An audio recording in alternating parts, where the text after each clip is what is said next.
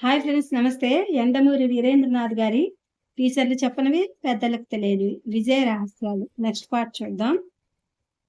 ఒక సమస్య వచ్చినప్పుడు ఇక దానికి పరిష్కారం లేదనుకుంటాం. కోపం మనకి పుట్టుకతో వచ్చిందని, దాని నుంచి బయటపడే మార్గాలేమీ లేదని భావిస్తాం. కానీ జాగ్రత్తగా ప్రయత్నిస్తే ప్రతి దానికి ఒక పరిష్కారం దొరుకుతుంది. ఈ సమస్య చూడండి.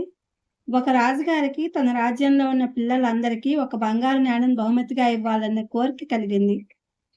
ఆ పనికి 10 మంది కంసాలను నియమించాడు. ఒక్కొక్క రోజుకి ఒక్కో కంసాలి 50 నాణేలు తయారు చేస్తాడు. ఒక్కో నాణెం బరువు 10 గ్రాములు. నెల రోజులు గడిచినాయి. అయితే రాజుగారికి అందులో ఒక కంసాలి 10 గ్రాములకు బదులు 9 గ్రాములతో నాణెం తయారు చేసి 1 గ్రాము చొప్పున దొంగిలిస్తున్నాడని అనుమానం కలిగింది. రాజుగారి దగ్గర పెద్ద త్రాసు, తూనికరాళ్ళు ఉన్నాయి. ఒక్కొక్క కంసాల నుంచి ఒక్కొక్క నాణెం తీసుకుని 10 సార్లు చూస్తే దొంగ దొరికిపోతాడు.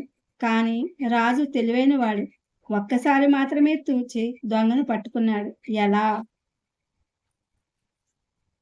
ఒక కుగ్రామంలో ఒక విద్యార్థి అత్యంత తెలివైనవాడు. స్కూళ్ళలో అన్నింటా ఫస్టే.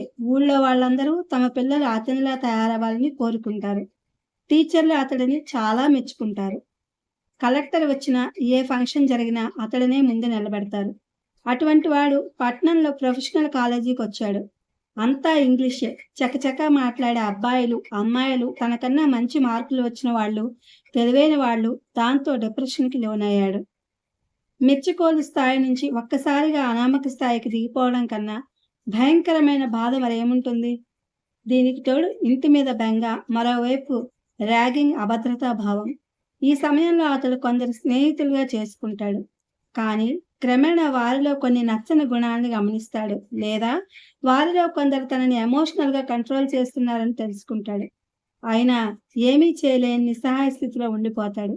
తన చుట్టూ ఉన్న వాళ్ళు తనను అసమర్థుడిగానో, జోకర్గానో భావిస్తూ నవ్వుకుంటున్నారని అనుకుంటాడు.